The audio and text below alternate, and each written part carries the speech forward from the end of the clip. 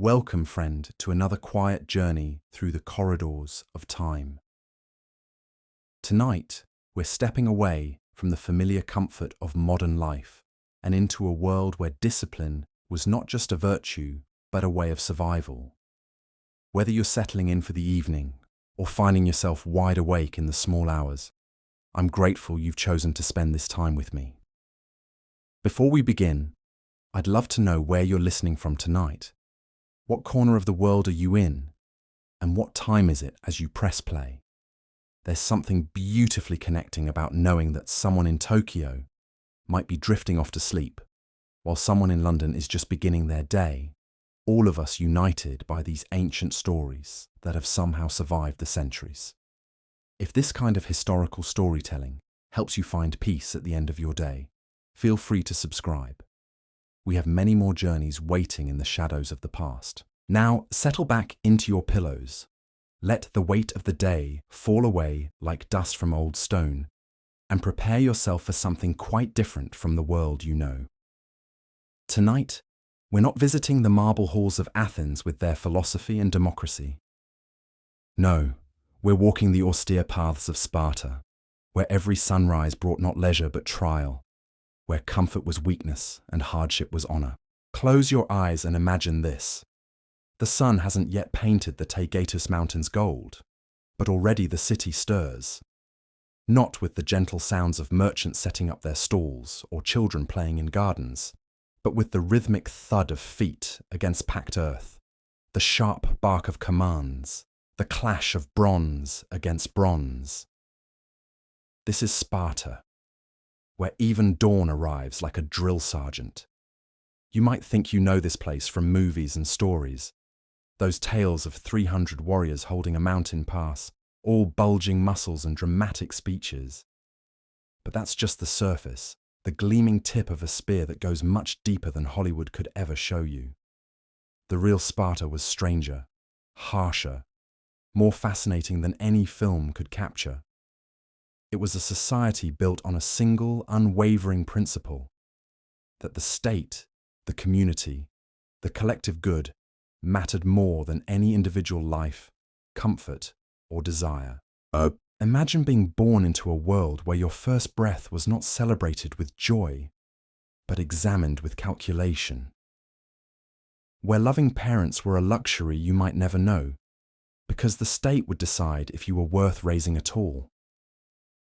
Where your childhood was not filled with games and laughter, but with tests and trials designed to forge you into something harder than the iron of your ancestors' swords.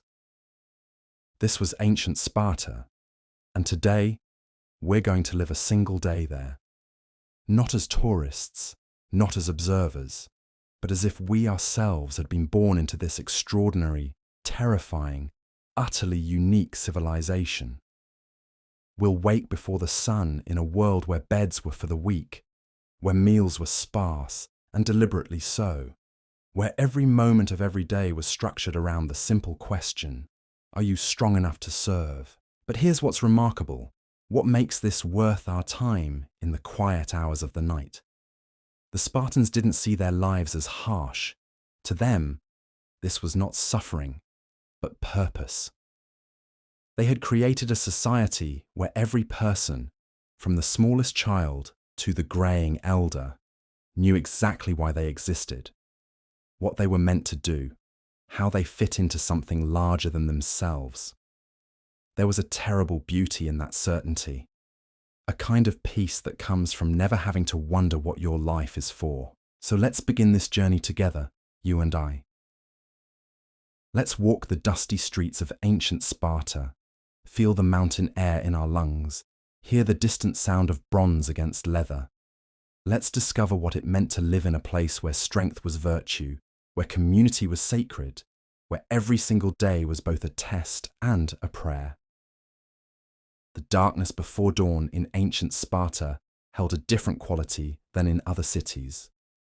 There was no gradual stirring, no gentle transition from sleep to waking. When the first cock crowed somewhere in the distance, the city moved as one, like a great machine awakening all at once. But this was not the comfortable awakening of families in warm beds, parents gently rousing children with soft words and breakfast promises. No, in Sparta, dawn was military. It was institutional. It was the daily rebirth of a society that had chosen to organize itself around a single, uncompromising idea: that individual comfort must always bow before collective strength. Picture yourself as a 7-year-old Spartan child, though the word child hardly captures what you would have been at that age. You are Agoge now, property of the state, and you wake not in your parents' home, but in a dormitory with dozens of other boys, all of you sleeping on rough mats that provide just enough comfort to prevent actual injury, but never enough to make you soft. The overseer's voice cuts through the pre-dawn darkness like a blade. No gentle shaking, no gradual rousing. You are awake instantly, because in Sparta, hesitation is weakness, and weakness is unacceptable. Around you, your dormitory mates are moving with the same swift efficiency, rolling their thin blankets, checking their simple equipment, preparing for another day of what the Spartans called education, but what we might recognize as something closer to survival training. Your breakfast, if it can be called that, is deliberate in its simplicity. A piece of black bread, hard enough that you must work your jaw to break it down. Perhaps a small portion of cheese if the day's rations permit. Water, clean and cold from the mountain springs. This is not deprivation born of poverty, but of philosophy. The Spartans believed that hunger sharpened the mind, that comfort dulled the warrior's edge. That luxury was the beginning of corruption.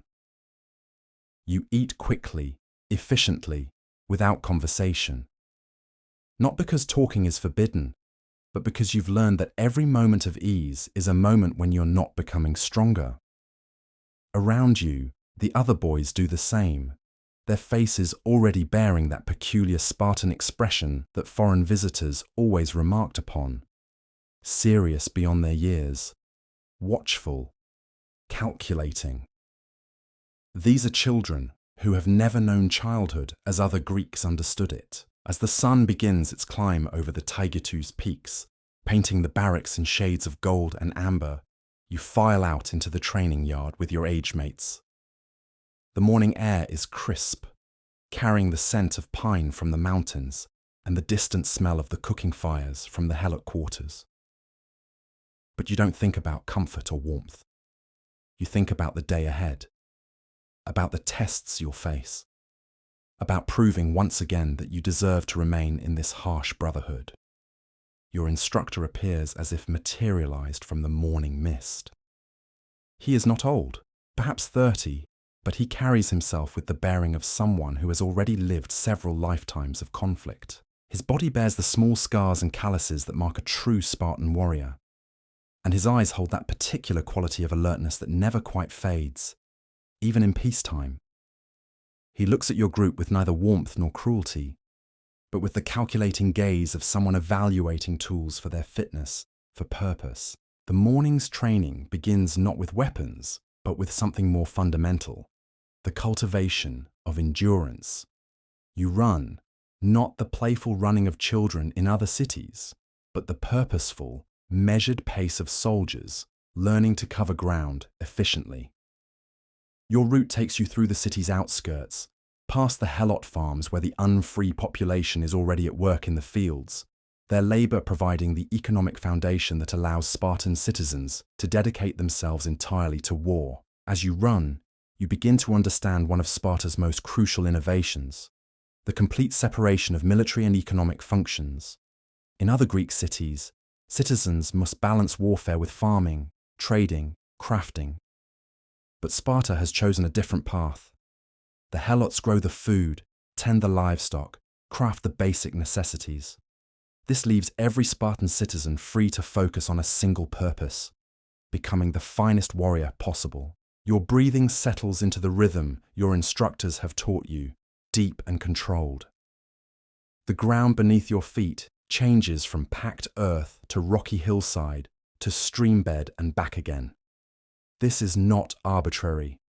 Every surface, every incline, every obstacle has been chosen to prepare you for the varied terrain you might encounter in battle. Nothing in Spartan education is left to chance. Nothing is merely for its own sake.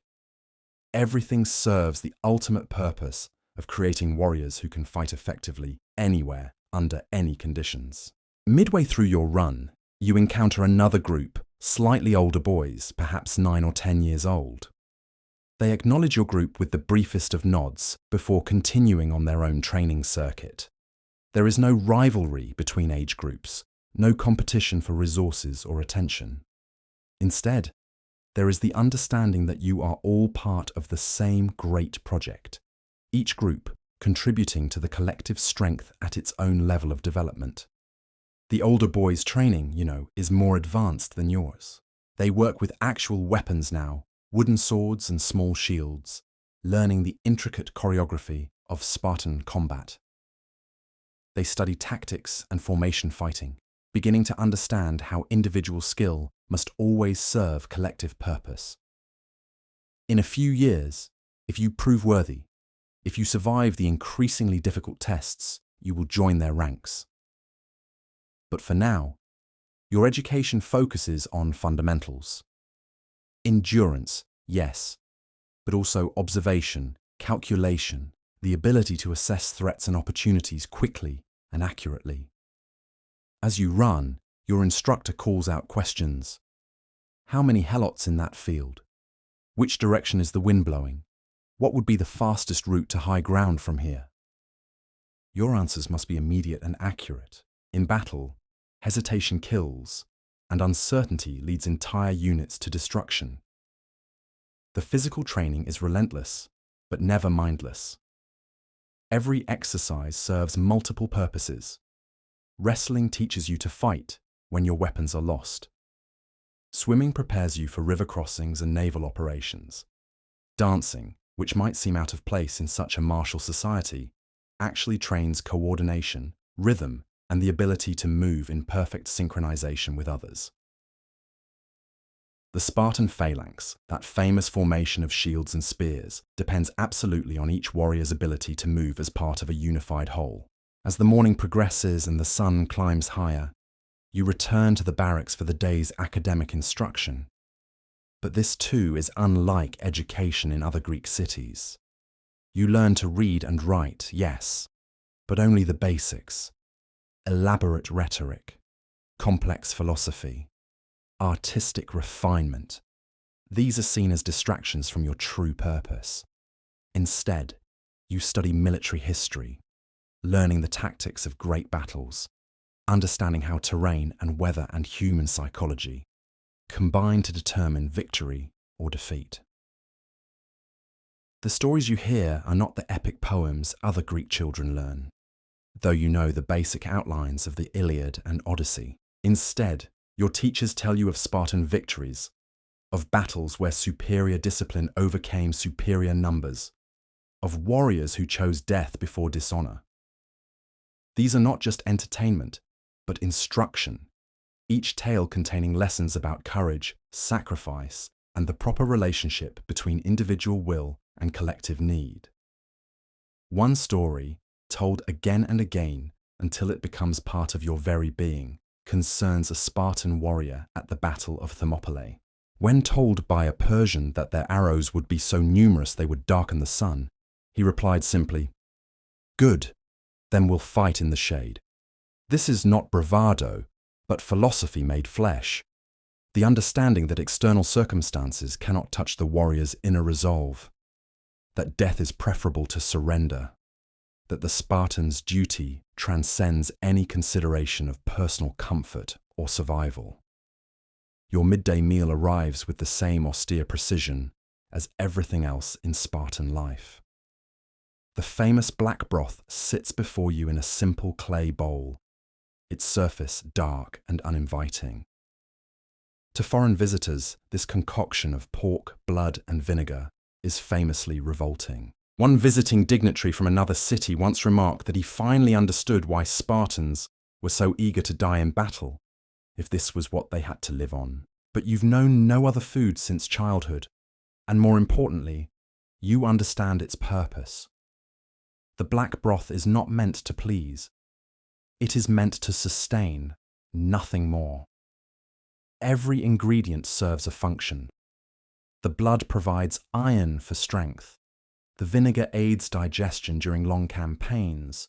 The simple preparation means it can be made anywhere with minimal resources. This is food as fuel, nutrition stripped of pleasure, sustenance without indulgence. Even the act of eating is communal and regulated, each boy receiving exactly the same portion, consuming it at exactly the same pace. Around you, the other boys eat in relative silence. Not the oppressive quiet of punishment, but the focused attention of young minds absorbing lessons. Your instructor uses this time to continue your education. Speaking of the great Spartan lawgiver Lycurgus, who centuries ago established the customs that still govern every moment of your existence. These are not mere historical tales, but sacred traditions, the foundation stones upon which your entire world rests. The afternoon brings different challenges. Today, like every few days, comes the test that other Greek cities find most shocking about Spartan education. You must steal your evening meal. Not from your fellow students, not from the instructors, but from the Helot settlements or the market stalls of the Perioeti, the free but non-citizen residents who handle Sparta's crafts and trade. This is not taught as thievery, but as military skill. A warrior must be able to live off hostile territory, to acquire supplies without detection, to move through enemy lands without leaving traces. The theft itself is less important than doing it undetected. If you are caught, the punishment is severe, not because stealing is wrong, but because getting caught demonstrates incompetence. In war, incompetence costs lives. You slip away from the barracks as the sun begins its descent toward the western peaks. Your target is carefully chosen, a small farm on the outskirts, where Helots tend olive groves and vegetable plots. The Helots know this game, understand their role in it, but they are still expected to guard their property, as if their lives depended on it. This creates a genuine challenge, a real test of stealth and planning. Moving through the olive trees, you practice the skills that will one day keep you alive on campaign. How to place your feet silently on different surfaces. How to use shadows and natural cover. How to observe without being observed. How to plan multiple escape routes before committing to any action. These lessons, learned in the relative safety of training, will become instinctive reactions when your life truly hangs in the balance. The Helot you're watching is an older man, his back bent from years of agricultural labor. In other Greek cities, such a person would be a citizen, perhaps even a respected elder. But Sparta's system requires a vast population of unfree laborers to support its warrior elite. This man's ancestors were conquered in ancient wars, and his descendants will inherit his servitude. It is a harsh reality, one that allows your entire society to function as it does. You wait, patient as a hunting cat, until the perfect moment presents itself. When the Helot turns to tend to a water channel, you move swiftly and silently, taking only what you need: a handful of olives, a small piece of cheese, perhaps a crust of bread. Not enough to cause real hardship, but enough to sustain you through the evening. The theft accomplished, you melt back into the shadows, your heart beating fast not from fear, but from the satisfaction of a skill properly executed. The return journey to the barracks requires different skills. Now you carry evidence of your mission, items that must be concealed if you encounter instructors or other students who might be testing your abilities. You vary your route, double back occasionally. Use techniques of misdirection that will serve you well if you ever need to carry messages through enemy territory or return from scouting missions behind hostile lines. Back at the barracks, the evening meal becomes a quiet celebration of competence. Those who succeeded in their missions share their bounty, while those who failed make do with the basic rations provided by the state. There is no shame in failure, provided you learned from it, but there is pride in success, the satisfaction of skills properly applied. Your instructors move among you, offering quiet words of correction or approval, pointing out mistakes that might prove fatal in real combat. As darkness falls over the valley, the barracks settle into evening routine. But this too is unlike childhood in other cities. There are no parents to tuck you into bed, no gentle stories or lullabies. Instead, your instructor speaks of the day's lessons, connecting each small skill to larger principles of warfare and citizenship. The boy who moved too quickly during the theft exercise is reminded that haste breeds carelessness. The one who chose the most difficult target is praised for understanding that training should be harder than actual combat. The sleeping arrangements themselves serve educational purposes. Your mat is thin, your blanket inadequate against the mountain cold. This is not cruelty, but preparation. Campaigns are fought in all weather, in all seasons. A warrior who cannot sleep soundly on frozen ground or under driving rain is a warrior who will fail when his comrades depend on him most. Comfort is weakness, luxury is corruption, and hardship is the forge in which true strength is shaped. But perhaps most remarkably, as you lie there in the darkness with dozens of other boys, you feel no resentment toward this harsh life. This is not because you've been broken or brainwashed, but because you understand your purpose with absolute clarity. You are being shaped into something extraordinary, a guardian of everything that matters, a protector of the only society that has chosen excellence over comfort, strength over wealth, honor over pleasure. The conversations that drift through the darkness between the mats are not complaints, but comparisons of technique, quiet discussions of tactics, speculation about tomorrow's challenges. These boys, harsh as their upbringing has been, are bound together by something deeper than friendship. The knowledge that they are part of something larger and more important than any individual life. Outside, the adult Spartans are conducting their own evening routines. The full citizens, the Spartiates, gather in their messes, the Syssitia, eating together as they have done since their own boyhood training ended. These meals too are simple, regulated, communal. Even full citizens, men who own land and helots and hold political power, submit to the same austere discipline that governs your young life. Their conversations, range over matters of state, military planning, the education of the young. But they too are shaped by the same principles that govern your existence, that individual desire must always serve collective need, that strength comes through discipline, that the greatest honor lies in service to something greater than oneself. As sleep finally comes to the barracks, settling over the rows of young warriors like a benediction, you drift off, not to dreams of comfort or pleasure, but to visions of the man you might one day become. Strong, disciplined, unbreakable in spirit, ready to stand in the phalanx with your brothers, to hold the pass against any enemy, to die if necessary in defense of everything that makes life worth living. This is your world, harsh and beautiful in its absolute certainty, demanding everything and promising in return something that no other society can offer. The knowledge that your life has perfect, unquestionable meaning. Tomorrow will bring new tests, new opportunities to prove your worth, new chances to move one step closer to becoming a true Spartan warrior. For now, though, there is only the darkness, the quiet breathing of your dormitory mates, and the distant sound of wind in the mountain passes where, centuries before, 300 of your predecessors chose death over surrender and, in doing so, achieved the only immortality that truly matters, eternal honor in the memory of those who understand what it means to serve something greater than oneself. And so, in the pre-dawn darkness of another Spartan morning, the cycle begins anew.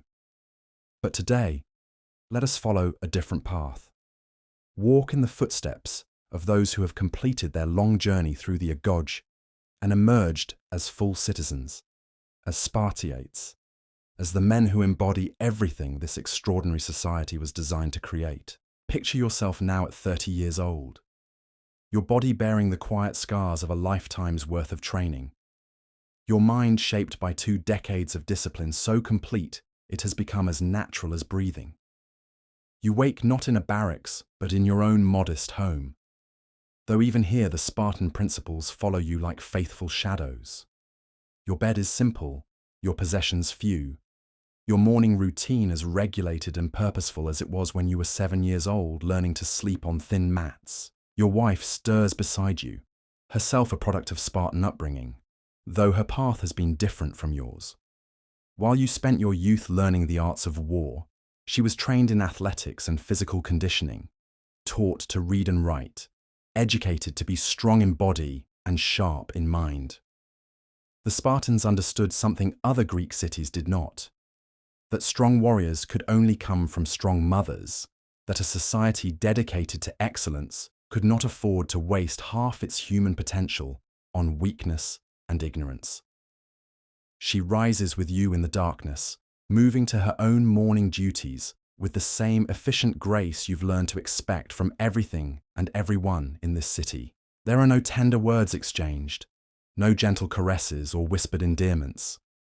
Not because love is absent, but because it expresses itself differently here, in mutual respect, in shared purpose, in the quiet pride of 2 people who understand they are partners in something far greater than their individual desires. Your breakfast remains as austere as it was in your youth, though now you eat it in your own home rather than a communal hall. Black bread, perhaps a few olives, water drawn from the same mountain springs that sustained your training years. The simplicity is not accidental or economical, but philosophical, a daily reminder that you have chosen substance over appearance, strength over comfort, purpose over pleasure. As the sun begins its climb over the familiar peaks of Tiger Tus, you make your way through streets you've known since childhood, past buildings whose every stone speaks of Spartan values. There are no elaborate decorations here, no statues celebrating individual achievement, no monuments to personal glory. The architecture itself reflects the society's priorities: functional, durable, unpretentious. Beauty exists in proportion and purpose, not in ornament or display. Your destination is the Agora, but not for commerce as in other Greek cities. Trade and crafts are handled by the Perioeci, the free but non-citizen residents who manage Sparta's economic needs. Your business is governance, the serious work of citizens deciding matters that affect the entire community. Democracy here takes a different form than in Athens: less debate and more consensus, less individual expression and more collective wisdom. The other citizens gathering in the morning light are men like yourself, products of the same harsh education, bearers of the same values, united by bonds forged in shared hardship and common purpose. Their faces carry that distinctive Spartan quality that foreign visitors always remarked upon: serious without being grim, confident without arrogance, alert without anxiety. These are men who have looked death in the face and found it acceptable, who have chosen duty over comfort so consistently that the choice no longer feels like sacrifice. The morning's discussion concerns matters both practical and profound. Reports from the Helot farms about harvest prospects, intelligence from the borders about potential threats, decisions about the education of the young, because every full citizen takes responsibility for shaping the next generation. These conversations are conducted without the elaborate rhetoric that characterizes political discourse elsewhere, without the personal attacks and grandstanding that mar democracy in other cities. Here, men speak briefly and to the point. The training that taught you to use weapons efficiently has also taught you to use words the same way, with precision and economy, wasting neither time nor energy on unnecessary display. When disagreements arise, they are settled not through clever argument, but through appeal to established principles, to the customs handed down by Lycurgus, to the collective wisdom of generations of Spartans who faced similar challenges. As the sun climbs higher, your attention turns to the day's military obligations. Even in peacetime, training never stops, preparation never ceases. You join your age mates in the exercises that keep your skills sharp and your body ready. The movements are as familiar as breathing now. Practice 10,000 times until they have become instinct. The weight of shield and spear, the rhythm of advance and retreat, the precise coordination required to fight effectively in the phalanx formation. But there is something different about training as a full citizen, rather than as a student. The stakes are higher now, the responsibility greater. You are not just maintaining your own readiness, but serving as an example to the younger men still progressing through their education. They watch you with the same intense attention you once focused on your own instructors, learning not just techniques but attitudes, not just skills but the spirit that animates them. Your movements in the practice formations carry the weight of experience now. You have stood in actual battle, felt the clash of bronze on bronze, known the peculiar mixture of terror and exhilaration that comes when the phalanx charges. You understand in your bones what the younger men are still learning intellectually, that individual survival depends absolutely on collective discipline, that personal courage means nothing without unit cohesion, that the warrior who breaks formation to pursue individual glory destroys not just himself but everyone who depends on him. The midday break brings you to your Syssitia, your mess group, the brotherhood of men with whom you share your daily meal and much more besides. These relationships, formed in youth and maintained throughout life, represent one of Sparta's most innovative social institutions. 15 men, bound together not by family ties or economic interests, but by mutual respect and shared commitment to Spartan values. The meal itself remains deliberately simple. The famous black broth that foreigners find so revolting. Bread, perhaps some cheese or olives, wine mixed with water in the proper proportions. But the food is less important than the fellowship, the daily renewal of bonds that make Spartan society possible. These men know each other's strengths and weaknesses, have stood together in battle, have shared the peculiar intimacy that comes from facing death side by side and discovering that life continues. The conversations around the common table range across topics both personal and political, but always within the framework of shared values. Someone speaks of his son's progress in the Agoge, another of concerns about Helot unrest, a third of intelligence received about movements in neighbouring territories. These discussions are not idle gossip, but the serious business of citizens who understand that their individual fates are inseparable from the collective good. As the afternoon progresses, your duties shift to oversight of the younger generation. Every Spartan citizen bears responsibility for the education of all Spartan youth, not just his own children. You visit the training grounds where boys half your age struggle with lessons you mastered decades ago, offering correction, encouragement, and example. The circle continues, each generation teaching the next, preserving and transmitting the values that make Sparta unique. Watching these young faces, intense with concentration and bright with determination, you see yourself as you were 20 years ago. The same fierce pride, the same absolute commitment, the same willingness to endure any hardship in service of something greater than personal comfort. Nothing essential has changed in Spartan education because nothing needs to change. The system works, producing generation after generation of citizens who understand their purpose with crystal clarity. Your own son is among these trainees. Though you show him no special favour, offer him no particular encouragement beyond what you give to all. This, too, is part of Spartan wisdom, that family bonds, while important, must never supersede civic duty, that personal affection must never compromise collective standards. The boy who will one day carry your name into battle must earn his place through merit, not inheritance, must prove himself worthy through performance, not privilege. As evening approaches, You make your way home through streets that have grown quiet with the mountain dusk. The Helots are returning from their labours in the fields, the Periuesi closing their workshops, the city settling into the rhythms of night. But even in rest, Sparta remains ready, alert, prepared for whatever challenges tomorrow might bring. Your wife greets you at the threshold, and together you share the simple evening meal that concludes another day in this life you have chosen. The food is plain, the conversation brief, the setting modest.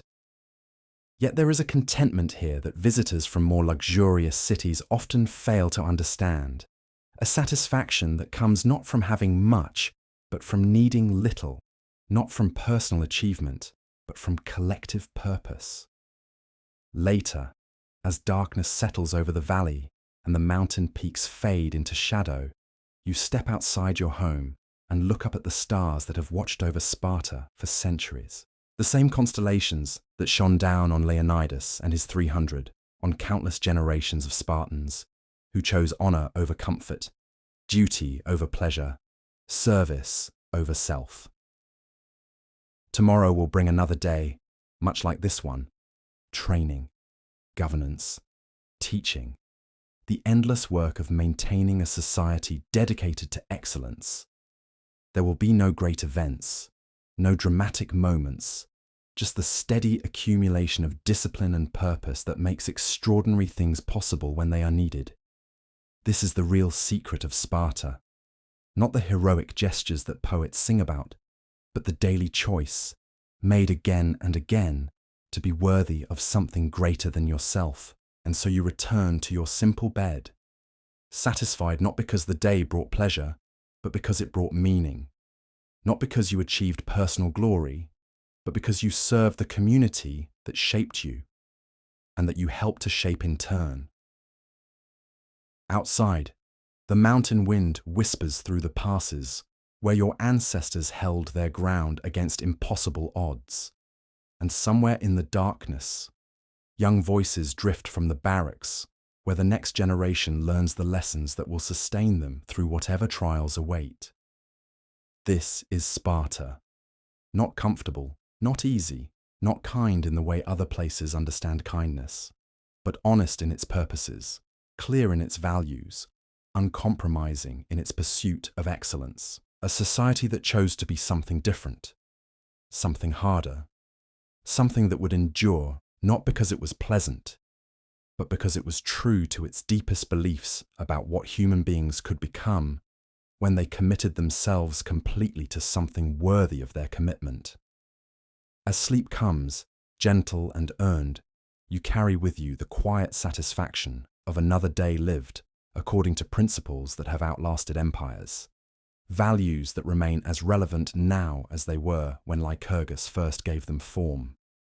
Tomorrow the sun will rise again over the Taygetus peaks, and Sparta will wake, ready once more to choose discipline over indulgence, community over individual desire, the hard path that leads to something worth the walking. Sleep now, citizen of a city unlike any other, guardian of traditions that have shaped the world, inheritor and protector of a way of life that reminds us still that greatness is possible when people choose to reach for it together. The stars keep their ancient watch, the mountains stand eternal, and somewhere in the darkness, the spirit of Sparta endures, as it always has, as it always will, in the hearts of those who understand what it truly means to serve something greater than themselves.